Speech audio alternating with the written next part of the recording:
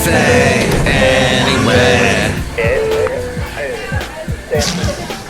Mike's Daily Podcast. In the city of fallen angels.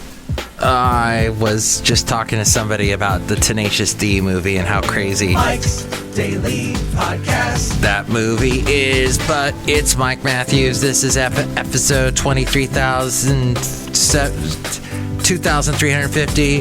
That's kind of nifty.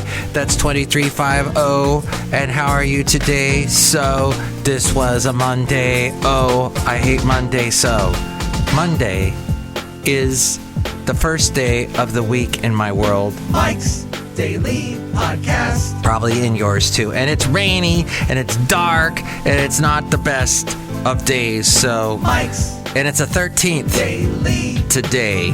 Podcast. What's worse than a Friday the 13th? Yeah. A Monday the 13th, of course. At any rate, I was having a discussion today with somebody about the movie Sgt. Pepper's Lonely Hearts Club Band. What? Are you talking about the album by the Beatles? No. I am talking about the movie. There was a movie that included Peter Frampton, the Bee Gees, Steve Martin, Aerosmith, Alice Cooper, George Burns, and then Billy Preston, who had often worked with the Beatles. He shows up. Earth, Wind, and Fire is in it. I mentioned Aerosmith, right? Well, I am just floored that this movie came out, and I remember it so vividly. I was just a kid. I didn't go to the theaters to see it, but I remember there was a big to-do about it. And then they showed it on TV with no commercials, or I think there was limited commercials, and we thought, oh wow, they're actually like not going to show commercials, and they're showing a movie on TV and they're not showing commercials. That's amazing. We thought that was a great 1978. So if you think about it, and by the way, George Martin, who produced I think just about everything the Beatles ever put out, he served as the musical director, conductor, arranger, and producer of the soundtrack for the album. And here's today's podcast picture. And I remember a lot of people that I knew, a lot of kids that had that album, had the Sgt. Pepper's movie soundtrack. It's like, wait. There was the band that originally did the great album, the original. Nothing beats the original. Why are you listening to this? So, but this is the way life is, everybody.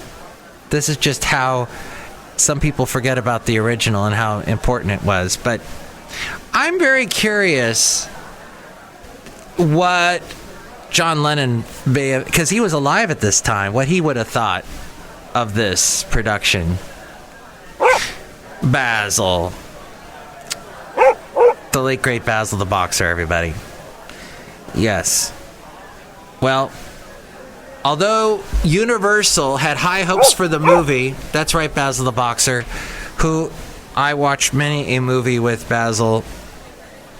We watched a lot of TV together, as well as walked everywhere on the planet. The late great Basil the Boxer. Okay. Although Universal had high hopes for the movie, anticipating it to be this generation's Gone with the Wind. Yeah, the Bee Gees and Peter Frampton are the Beatles, basically, in this. It worked out differently. Leonard Maltin said, the picture just doesn't work and ranges from tolerable to embarrassing. As for the Bee Gees acting, well, if you can't say something nice. On Rotten Tomatoes, the film has a 11% score based on 27 reviews.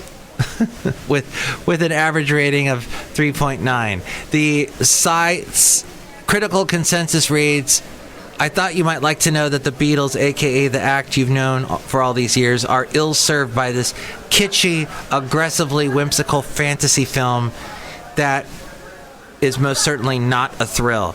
I must say, though, when you watch it, you get a real sense of what the 70s were all about, because it is weird and wacky and very 70s-y. Now, here's where the rubber meets the road, where the tire meets the tarmac. When asked about the film in a 1979 interview, George Harrison, yes, of the Beatles, expressed his sympathy for Frampton and the Bee Gees, acknowledging that they had all worked hard to achieve success before making Sgt. Pepper. He said of Frampton and the Bee Gees, "I think it's damaged their images, their careers, and they didn't need to do that. It's just like the Beatles trying to do the Rolling Stones. The Rolling Stones can do it better." Wow. Interesting. At the 1978 Stinkers Bad Movie Awards, kind of like, was it the Raspberries, which I once interviewed the guy who puts on the Raspberry Awards. You can find it in the interview section of MikesDailyPodcast.com, which I'm going to tell you what the podcast picture is in just a moment. I know you're waiting with bated breath. The film received a nomination for Worst Picture. When the ballot was revised in 2003, it kept that nomination while also receiving nominations for Worst Supporting Actress, Diane Steinberg, who played Lucy in the film, Lucy in the Sky, and the Worst On-Screen Group, Lucy and the Diamonds. However, it was a minor commercial success. The budget for the film was $13 million. It earned over $20 million. So there you go. All that you ever wanted to know about Sgt. Pepper's Lonely Hearts Club Band. Now, interestingly enough, I know somebody who's in his 20s who has probably no idea who the Beatles are. No idea who Bruce Springsteen is. Yes. Now, he definitely does not know who the Dave Matthews Band is. Maybe that's a good thing according to some people, but yes. This is the weird thing, is we don't want to revise the originals, the greats, the classics. And Sgt. Pepper looked like it was one of those early movies that tried to revise history, that tried to change our perception and damage and blot out the Beatles. And there's a Beatle right there, George Harrison, saying as much. That movie was like the Beatles doing the Rolling Stones, he said. But anyway, it was an attempt. And for whatever reason, that movie was made. And I completely forgot about it until we were discussing it today. Because of Get Back, the movie that's out now, that Peter Jackson had a hand in putting together, showing, really what the Beatles were all about behind the scenes. And that movie that came out beforehand that had used that footage, was that Let It Be? As we go outside a cafe anyway, where we bring you Mike's Daily Podcast, somewhere in Podcastro Valley, Mont, the last place on earth. That movie even got it wrong and revised the facts, revised history.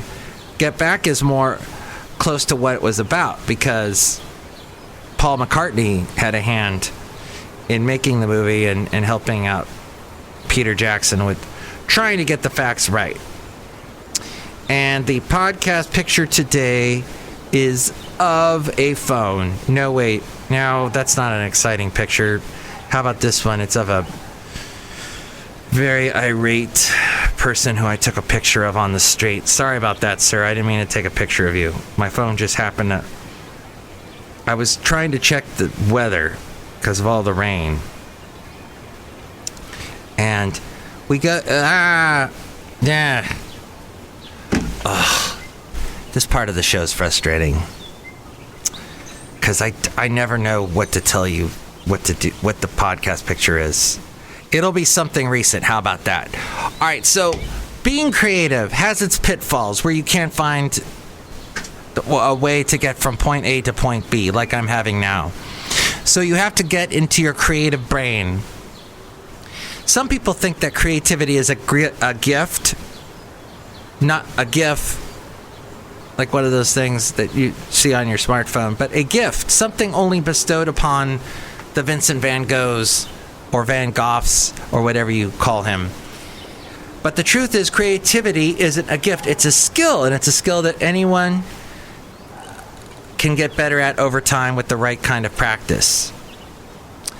But you should if you're trying to make room for more creative projects in your life, make room for practicing creativity on your schedule, just like you would any other important commitment, and then stick to it. Block off a specific chunk of time and put it on your calendar. Let's say Mondays at 5:25. That might mean brainstorming ideas for a new book, putting a few hours into a new design, something as simple as coloring or writing in a journal. What you do doesn't matter as long as it's creative. Let yourself be bored. That's an interesting concept. If you're like most people, you wear busy like a badge of honor and schedule every second of your day with one task or another, but when you're constantly busy, you don't leave any room for your mind to wander. If you want to be more creative, you need to let yourself be bored. When you're bored, you daydream, which activates your brain's imagination. And studies show that boredom and all that daydreaming you do when you're bored sparks creative thinking and can lead to a whole slew of new creative ideas. This according to 99designs.com. If you're trying to get unstuck on a project, try approaching the project at an unexpected time. If you're stuck on a project, you need to make new connections and start to look at the project in a different way. And one of the best ways to do that is working at the project at a different time, changing things up and working on projects different times. It activates your brain's salience network, making it easier to make new unexpected connections between the knowledge banks and the environment. In fact, a recent study found that you're more likely to solve insight problems when you're at least alert. So if you're a morning person, you'll be more effective at solving creative problems at night.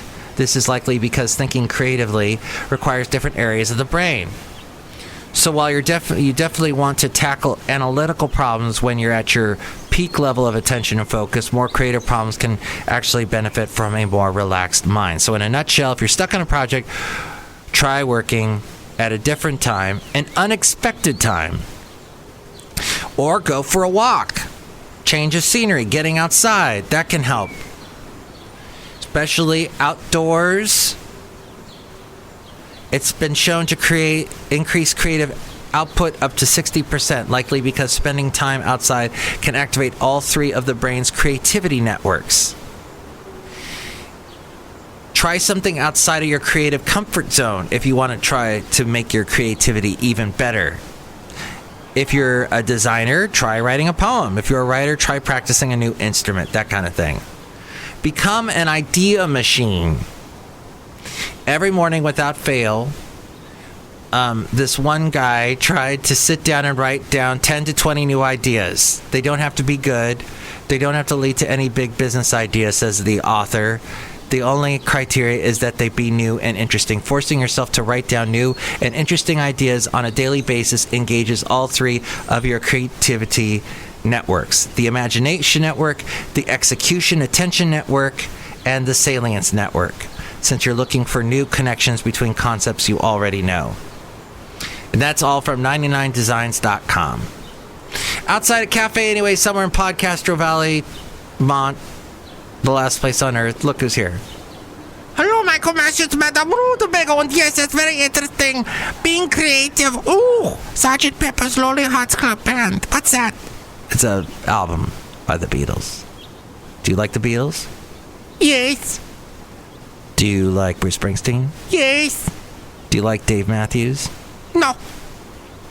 I think most people, after they've seen him in an Adam Sandler movie, they don't like Dave Matthews, but yes, at one time, he was this groundbreaking, bizarre, folky musician with a rock band behind him. In the grunge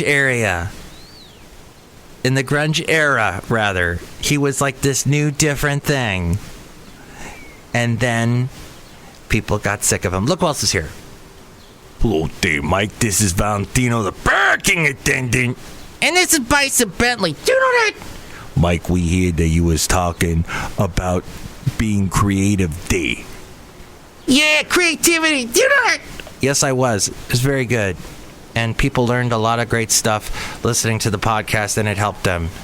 Okay, so next show, we'll try and help you with some other stuff. Chime in about anything we covered today. 336MM Daily. 3 plus 3 equals 6. MM is in Mike Matthews. Daily is in what this podcast has been out for a couple of days. Drive safe in the rain. Enjoy the rest of your week. I'll try and bring you another podcast tomorrow with more fascinating facts and interesting things. 336MM Daily. And with more on how to contact me, A-Frame's taking us out. Mike's Daily Podcast is written and produced and performed by Mike Matthews. His podcast is super easy to find. Download or listen to his show and read his blog at MikesDailyPodcast.com. Email Mike now at MikesDailyPodcast@gmail.com. See you tomorrow. Bye.